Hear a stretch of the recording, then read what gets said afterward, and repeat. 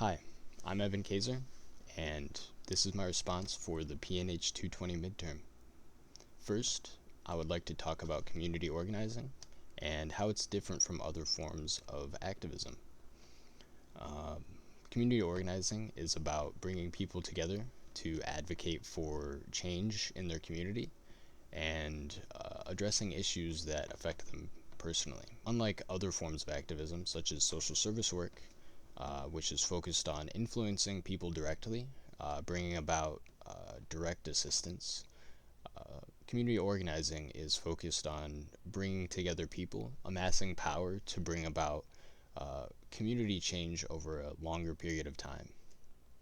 Next, I want to talk about power dynamics and the role that they play in community organizing and how communities can address corrupt power dynamics.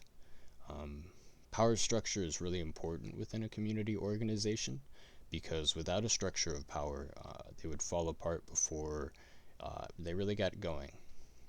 Um, Outside of a community organization, leaders can identify corrupt power structures in political or corporate institutions and use that to bring about the change that they want the community to see.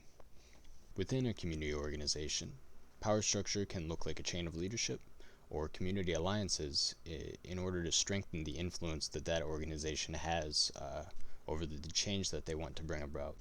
One example of a power structure that can be used to address and overcome corrupt institutions is a union. A workers' union, or unionizing in any community matter, allows participants to collect and address issues they feel they have in common. Um, by unionizing, these participants can amass power and have enough power to really advocate for change against larger institutions. Lastly, I'd like to discuss grassroots movements, their role in community organizing, their advantages and disadvantages, and how the structure of power can affect the effectiveness of that grassroots movement. Grassroots movements can be extremely effective for smaller groups of participants and smaller communities because they can be adapted and hand-tailored to that community's specific problems. Um, this makes them extremely efficient in budgeting and can be effective for the amount of power that they are holding on to. However, when facing larger community issues, uh, grassroots movements can run into funding problems, as well as limited resources and internal disagreements because of a lack of structure.